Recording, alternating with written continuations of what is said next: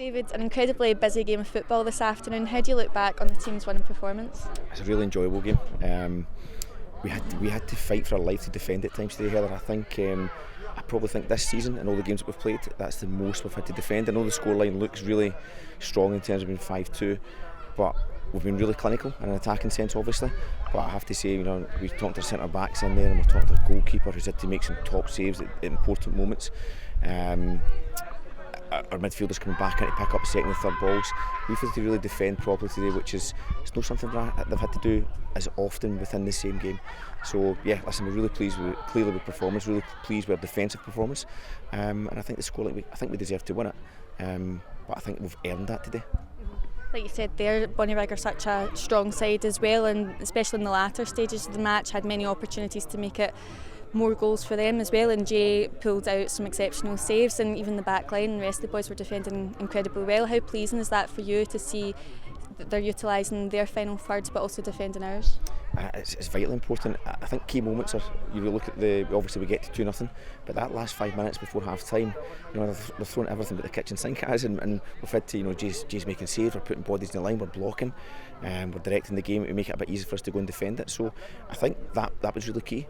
We did speak at half time, we spoke about we felt Bonnyrigg would have a real go at the start of the second half because they finished the first half strongly, and they did that, and we weren't as controlled. One of the messages also is when we played under control, we'd get to 4, 5, 6 passes. We felt we could take the pressure out of the game from Bonnyrigg. We didn't do that as well at the start of the second half, and that's credit to Bonnyrigg because they tried to pressurise us quite high, and we had to defend as a result of that. And I can't speak high enough to see how Kyle McCallum, Leon King, we didn't win every first ball, but we had to make sure we covered the second one, and that's part of being a defender. You're not going to get it easy all the time. The reason we came to play in this programme was to be challenged, and Bonnyrigg are at the top of the league for a reason. They have been up until this point the best team. They've been winning their games, winning them comfortably, and we've had to go and defend properly.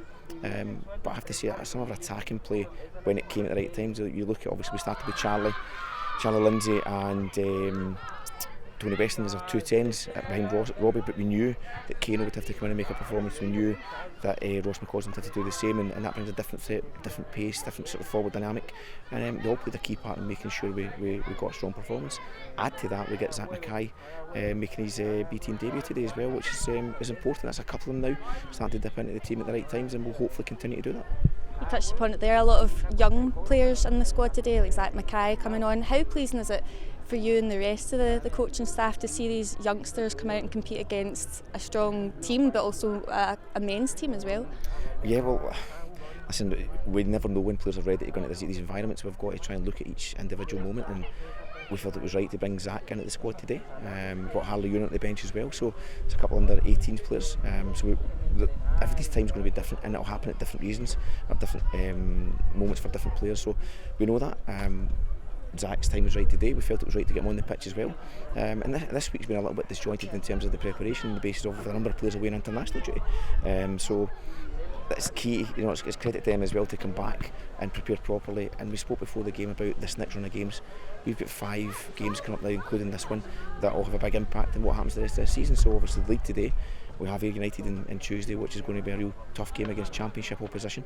We then go back to league against Gala, then we go to Hammarby in the EFL Youth League, and then I think we're back to league duty against Bonnyrigg Rangers. So these next 5 games are going to be key for keeping challenging the players, as it always is going to be designed. Individual challenge in different competitions against different types of teams, different styles of play, and whatever players play in that, whether it be the ones that have been here quite consistently, or dipping in some of the younger ones at the right time, we'll continue to look for those moments.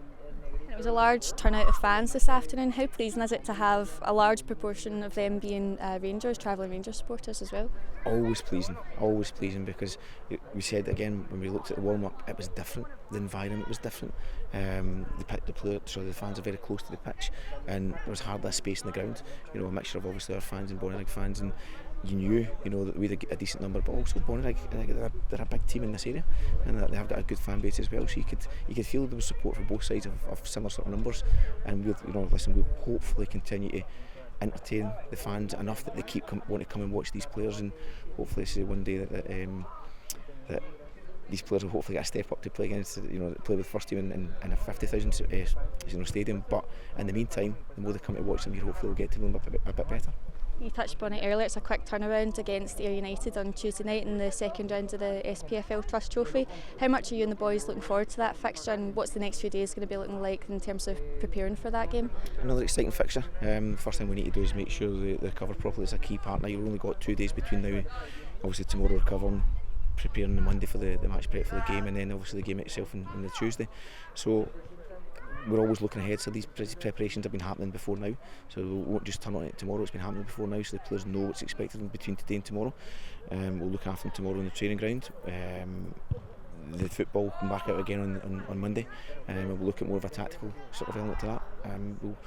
We'll prepare us to be what we want to be within the game, knowing that we'll have to be really respectful of United. We're talking about a championship team. We've put in a strong performance today and got a result against Dunfermline after a difficult few weeks.